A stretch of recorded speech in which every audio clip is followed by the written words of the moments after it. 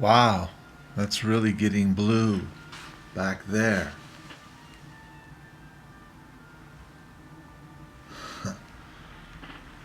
That's not bad lighting. The first time all afternoon.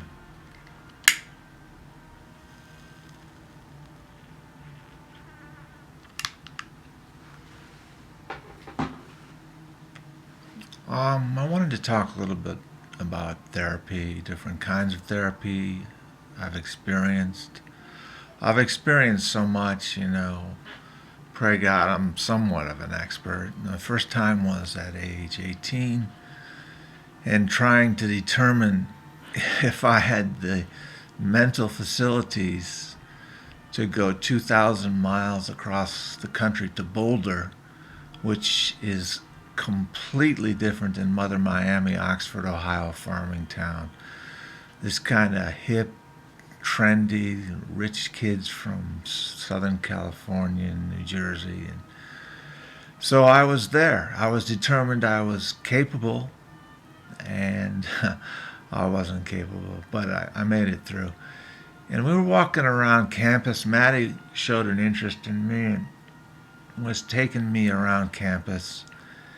And I was supposed to go to that school and move in with my girlfriend, then marry her. I had no idea of her cocaine problems back then, which got her on an FBI list. But we were walking around campus, and she was walking with a football player, and we ran into each other, and she was absolutely just like overjoyed.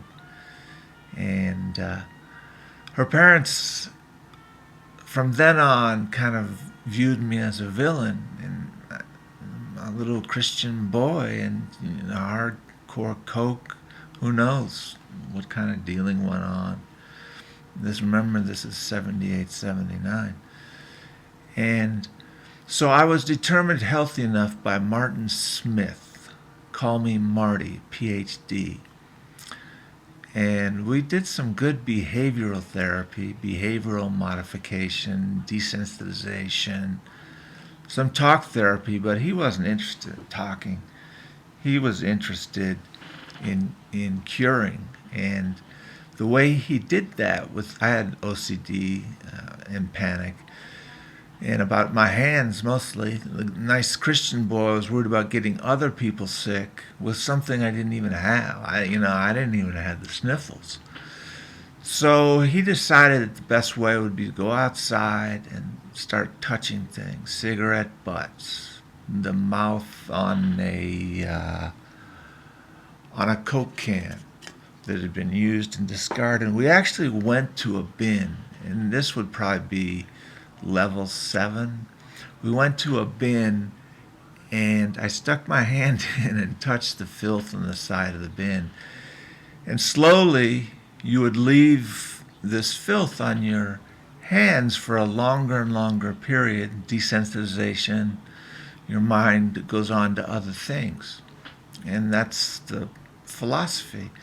But one time, we took it to the max. I've talked about this before, but I had butthole flatulence, wet flatulence, and I was horrified that I'd sharp my pants. And so Marty, this wasn't a sexual thing at all, but Marty said, "Well, what do we want to do about that?"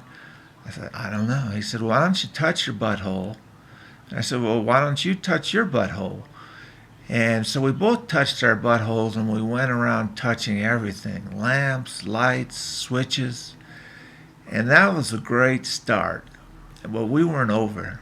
We went down to the bathroom, and urine was on the list of as well as feces that freaked me out. Just spilling it, splashing it, getting on my clothes, getting on somebody else's clothes, flushing with the handle. And so we started out by peeing on the floor, and we were lucky because nobody came in for about 10 minutes. And then we stuck our hands into the urinal. We're not in the commode, but the urinal, and then touched again that door handle specifically the lights, the handles to the faucets, the handles to the stall door. We touched absolutely everything. And that was probably the most glorious therapy that I ever had. And too long to talk too much about it now, but that's one experience.